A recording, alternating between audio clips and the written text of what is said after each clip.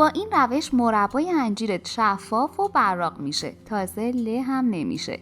با اکوکوک همراه باشید.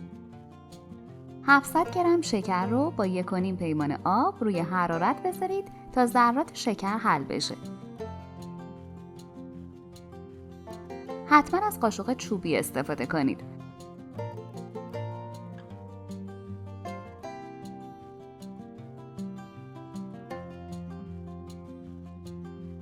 انجیرهای شسته و خشک شده رو با دم دونه دونه داخل شربت بذارید.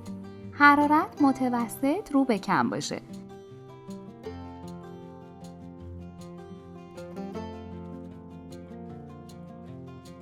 کف روش رو بگیرید تا مرباتون شفاف بشه.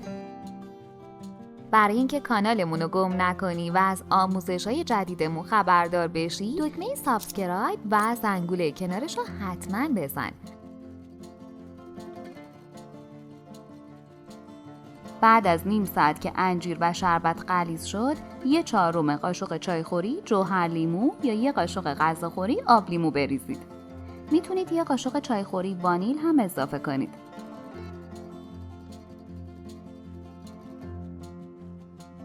یه قاشق از شهد رو روی پیش دستی بریزید و توی فریزر بذارید. بعد چند دقیقه چک کنید. اگه شهد به سختی تکون خورد یعنی شربت قوام اومده.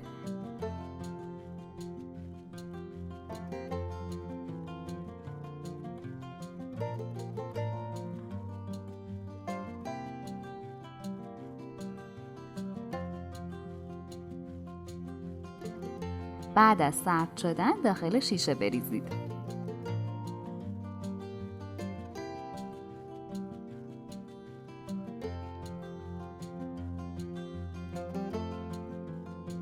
عجب مربایی شد. توی هر خونه‌ای واجبه که مربای انجیر باشه، چون پرخاصیت و مقویه. نوش جان. لطفاً برای حمایت از ما لایک و سابسکرایب رو فراموش نکنید.